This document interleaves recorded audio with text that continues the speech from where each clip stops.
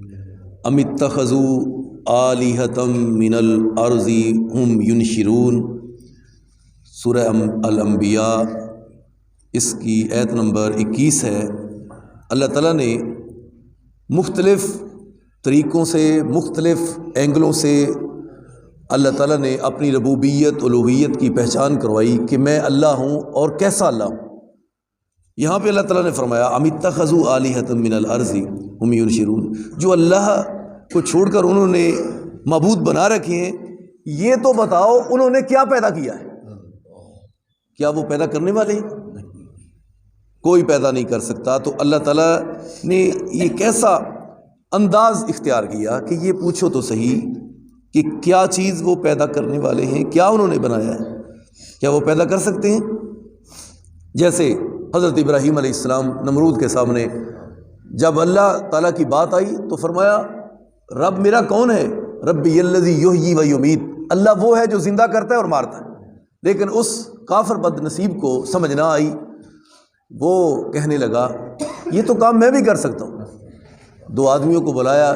جس کو رہائی کا آرڈر تھا اس کو پھانسی، اور جس کو پھانسی کا اس کو رہا کر دیا۔ کہنے لگا ابراہیم یہ کام کو مشکل ہے، یہ دیکھو میں نے کر دیا، حالانکہ یہ جواب غلط ہے۔ اللہ تعالیٰ تو وہ ہے کہ جو بالکل جب تمہارا نام و نشان تک نہیں تھا، اسی طرح کافر ہے نا، پرانی سی قبر کی ہڈی ایک لے کر سامنے ایسے مل کر اڑا دی راکھ کو، کہا محمد صلی اللہ علیہ وسلم کیا اس کو اللہ زندہ کرے گا؟ تو اللہ تعالیٰ نے فوراً جواب نازل فرمایا اے میرے نبی صلی اللہ علیہ وسلم ان کو جواب دے دو، اس کو کہہ دو کہ رب وہ ہے، اللہ تعالیٰ کون ہے؟ اب تو تم اس ہڈی کی بات کر رہے ہو، اس برادے کی بات کر رہے ہو، بھربری کی بات کر رہے ہو، جب تمہارا نام و نشان تک نہ تھا، جب اس وقت اس نے پیدا کر لیا تو اب مشکل ہے۔ تو اس لیے اللہ تعالیٰ وہ ذات ہے،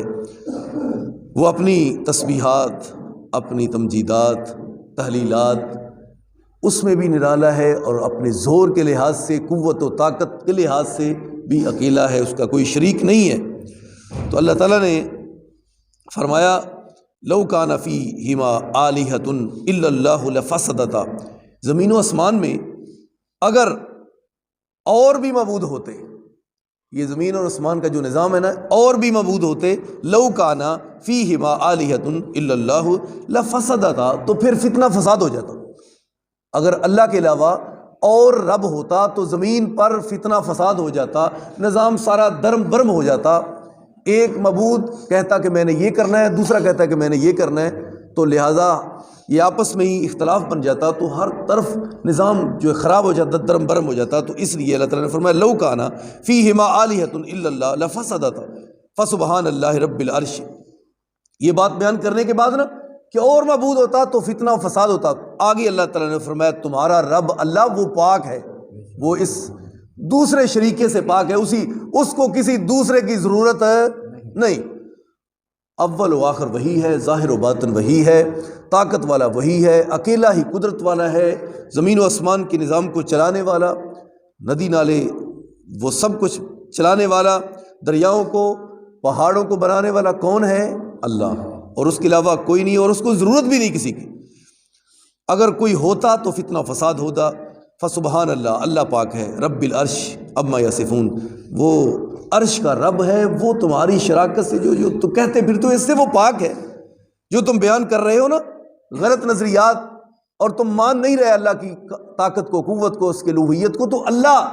تمہاری بے بنیاد باتوں سے اور ان کے کہنے سے اللہ پاک ہے، اس کو کسی طرح بھی کسی کی ضرورت نہیں ہے، نہ اولاد کی، نہ بیوی بچے کی، نہ کسی اور کی کہ میرے ساتھ کوئی مل کر کام کروائے، اللہ کو کسی کی ضرورت نہیں۔ اللہ تعالیٰ ان تمہاری باتوں سے پاک ہے۔ لا یسأل عما یفعل وہم یسألون، جواب دے تم کسی کے آگے نہیں ہو، بلکہ تم اس اللہ کے آگے جواب دے ہو، اس نے تم سے پوچھنا ہے، اللہ نے پوچھنا ہے، سوال کرنا۔ بتاؤ تو صحیح کیا تعلیمات تھی، میں نے کیا کہا تھا، انبیاء نے کیا تعلیم دی، انبیاء کو مارا گیا، وہ تو میرے رسول تھے، پیغام دینے والے، تم نے ان کے ساتھ بھی ایسا برا رویہ اختیار کیا اور تم نے ان کی تکذیب کی۔ اللہ تعالیٰ نے فرمایا کسی کے آگے جواب دے تم نہیں ہونا، بلکہ میں اللہ کے آگے تم نے جواب دے۔ ام اتخذوا من دونہ آلہۃ، انہوں نے اللہ کے علاوہ جو معبود بنائے ہیں نا، اللہ تعالیٰ نے فرمایا اے میرے نبی صلی اللہ علیہ وسلم ان کو فرما دو، کل کہہ دو، فرما دو، ہاتو برہانکم، کوئی دلیل تو لے کر آؤ، تمہارے پاس کوئی دلیل ہے تو لاؤ، جو اللہ کے ساتھ تم نے شریک بنا رکھے ہیں، معبود کھڑے کر رکھے ہیں، کوئی پتھروں کی پرستش کر رہے بنا کر، کوئی پتل کے، کوئی لکڑی کے، کوئی مٹی کے، کوئی پتھر کے، کس طرح کے، کوئی کس طرح کے معبود بنا کر رکھے۔ پتہ ہے نا کہ ایک مسلمان تھے اور دوسرے بھائی وہ مسلمان نہیں تھے، جب اللہ نے ان کو سمجھ دی تو وہ جو معبود بنا کر رکھا ہوا تھا نا بت، اس کو اٹھا کر گندگی میں پھینکا تھا، پھر وہ تلاش کرتا کہ میرا معبود کدھر گیا جس کی میں عبادت کرتا ہوں، پھر دیکھتا تو وہ گندگی میں پڑا ہے، اٹھا کر لاتا، دھو کر پھر گھر میں سجاتا، وہ مسلمان دوسرا بھائی پھر اٹھاتا، پھر وہاں پھینک دیتا، پھر وہ تلاش کرتا، اٹھا کر دھو کر کہتا میرے رب تینوں کون گندگی سٹ کے آ جاندے باہر، تینوں کون تھے، یعنی اتنے بے بس ہیں کچھ بھی نہیں۔ اور جو یہ دوسروں کو کہتے ہیں کہ تم غیر مسلم ہو، تو وہ پتہ کیا کہتے ہیں، کیا کہتے ہیں، کہتے ہیں ہم کھڑی کر کے پوجتے ہیں، کھڑی کر کے مورت پوجتے ہیں، تم لٹا کر پوجتے ہیں، بتاؤ تو صحیح فرق ہمارے تمہارے اندر۔ لہٰذا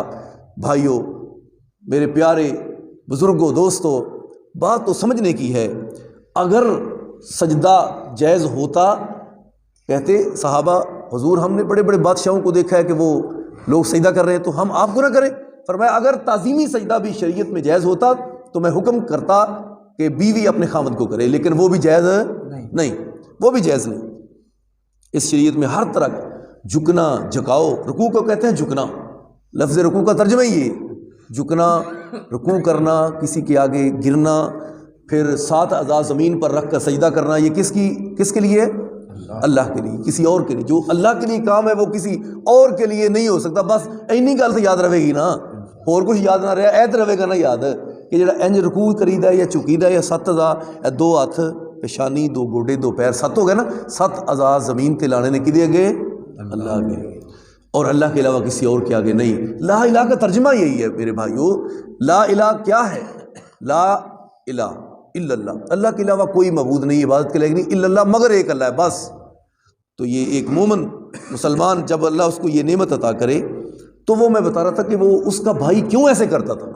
اصل میں وہ سمجھانا چاہتا تھا جو اپنے آپ پر قدرت نہیں رکھ سکتا وہ تمہاری کیا مدد کرے گا۔ اس لیے اللہ تعالیٰ نے فرمایا کہ ان کو تو یہ بھی نہیں پتا، جن کو تم اپنا معبود تصور کر رہے ہو اور روزی رساں اور حاجت روا سمجھ رہے ہو نا جن کو، ان کو تو یہ بھی نہیں پتا وما یشعرون ایان یبعثون، کہ ان کو قبروں میں سے کب اٹھایا جائے گا، کہ ان کو تم دفن کر رہے ہو نا اپنے ہاتھوں سے، ان کو یہ بھی نہیں پتا کہ اٹھانے والا اللہ ہے، کب قبر سے ان کو اٹھائے گا، کب کیا، یہ کسی کو پتا نہیں، تو تم کدھر جا رہے ہو۔ لہٰذا لا الہ پڑھا ہے تو پھر ترازو کو درست رکھو، ترازو توازن قائم رکھو، توازو اطیع اللہ و اطیع الرسول کا ترازو پکڑ لیا، ایک ترازو میں اللہ کی توحید، ربوبیت، الوہیت، ذات، صفات، اس کی حمد، تسبیحات، ذکر، عبادات، ساری ایک ترازو میں۔ دوسرے ترازو میں کیا ہے؟ اللہ ادھر ہے اللہ کے نبی کی اطاعت اور تابع داری، اس میں بھی شریک نہیں کرنا، تو دوسرے پرڑے کی طرف دیکھو، اطاعت اور تابع داری میں اللہ کے نبی کے ساتھ بھی کسی کو شریک نہیں کرنا، توحید بھی خالص تے اطاعت بھی خالص، وہ دے اندر کوئی گڑبڑ اللہ نو وارا کھاندی نہیں۔ لہٰذا بزرگوں، دوستو، پورے کا پورا قرآن جو ہے وہ ہم کو توحید کا سبق دیتا ہے کہ توحید کیا ہے۔ اگر یہاں سے گڑبڑ ہوگی تو جتنی مرضی اوپر عمارتیں استوار کر لو، کسی عمارت کا کوئی فائدہ نہیں، کسی عمارت کا نہیں فائدہ۔ بندے کا جگر معدہ ہی تباہ ہو تو بندہ کہے کہ اس کو چاندی کے ورق دو، اس کو مربے دو، اس کو چھوٹا گوشت دو، تو کسی چیز کا کوئی فائدہ، جگر معدہ ہی خراب ہے تو کسی چیز کا ذرا بھی فائدہ وہ اس کے لیے بے معنی ہے۔ اسی طرح اگر جتنی مرضی عبادتیں ہوں، توحید نہیں تو پھر ان عبادتوں کا بھی کوئی فائدہ نہیں۔ اللہ یہ دیکھنا چاہتا ہے تم نے لا الہ کو مانا یا نہیں، جیسے میرے، اور سادہ سی بات ہے، بالکل سادہ، اور سادہ کر دوں کہ بھائی جیڑی توحید نبی صلی اللہ علیہ وسلم نے مار کھا کے سنائیے، کیا ساڑی وہ ہے یا نہیں؟ اس تو اگے تو کوئی بات نہیں بھائی، نہ ساڑو جے اگر ساڑھے بارے تھوڑے کو غلط نظریات نے، پھر مدینے اور مکے والے مصطفیٰ کی طرف دیکھو،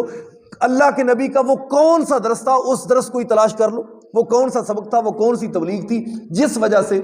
پتھر مارے گئے، جس وجہ سے آپ کو ستایا گیا، جس وجہ سے گلے میں کپڑے ڈال کر ایسے وٹ چڑھائے گئے،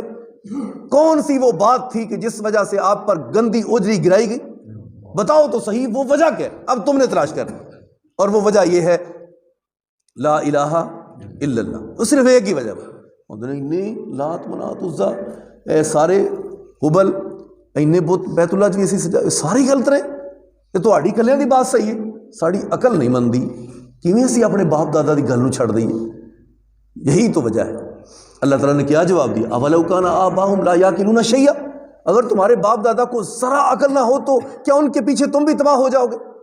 لہٰذا ایسی بات نہیں ہے، باپ دادا کا دین نہیں ہے، دین یہ ہے جو اللہ کے نبی نے مار کھا کر ہم کو یہ قرآن پہنچایا،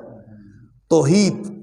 اور پھر آپ آئے تو مکہ میں داخل آئے، کیا فرمایا تھا؟ قل جاء الحق وزہق الباطل، اب حق آ گیا تو باطل چلا گیا۔ حق والا نبی حق لے کر مکے میں بھی فاتحانہ انداز میں آئے، سارے بتوں کو مورتیوں کو آپ نے صفائی کرتے جا رہے ہیں، بیت اللہ کو صاف کر دیا، اندر سجائے ہوئے ہیں بت، حضرت ابراہیم کی بڑی مورتی رکھی ہے مجسمہ، حضرت اسماعیل کی رکھی ہے بیت اللہ کے اندر، آپ نے سب توڑ پھوڑ دی، ختم کر دی۔ یہ ہے توحید، اس کا نام کیا ہے؟ توحید۔ یہی کلمہ ہے جو ہم نے پڑھا ہے، یہی کلمہ ہے کہ ہندو اور ہمارے درمیان فرق کرنے والا، سکھ اور ہمارے درمیان فرق کرنے والا، بدھ مذہب اور ہمارے درمیان فرق کرنے والا، اور دہریے اور قسم کے مذاہب اور اپنی طرف سے بنائے ہوئے دین پرستش کریں، کوئی چاند کی پوجا، کوئی ستاروں کی، کوئی پہاڑوں کی، کوئی آگ کی، طرح طرح کی انہوں نے۔ لیکن اللہ کا لاکھ شکر ادا کرو، جتنا بھی تم شکر ادا کرو اتنا ہی کم ہے، اللہ ہم کو تو نے مسلمان بنایا ہے، تو اب مسلمان تو بنایا، ہماری توحید میں خلل نہ آئے، اس میں یا اللہ فرق نہ آئے۔ جیسے اللہ کے نبی نے ہم کو پہنچائی اسی سبق، اسی درس پر ہم کو عمل کی اللہ توفیق عطا فرمائے، اس درس میں فرق نہیں ڈال۔ اگر فرق آ گیا تو اللہ کو تمہاری بنائی ہوئی توحید کا، اس کی کا مکرمہ میں سنائی تھی، 13 سال آپ نے یہ عقیدہ ہی تو سمجھایا ہے مکہ میں، کیا سمجھایا؟ کچھ نہیں۔ 13 سال مکے میں جو پتھر کھائے ہیں نا، جو آپ گئے ہیں تو بستیوں میں جا کر آپ نے لوگوں کو پیچھے پیچھے ڈیروں پر جا کر، پیچھے کام تھے کوئی اتھے جا کے، کوئی اپنے مکان میں وہاں جا کر، کوئی دکان پر ہے تو وہاں جا کر، اللہ کے نبی ان کے پیچھے پیچھے، بھئی اللہ کی پہچان کر لو، اس اللہ کی طرف آ جاؤ، یہ ہے نبی صلی اللہ علیہ وسلم کی توحید۔ لہٰذا اللہ تعالیٰ نے قرآن مجید میں فرمایا قل ہاتوا برہانکم، اگر تمہارے پاس کوئی اللہ کے ساتھ جو شرک کر رہے ہو کوئی دلیل ہے تو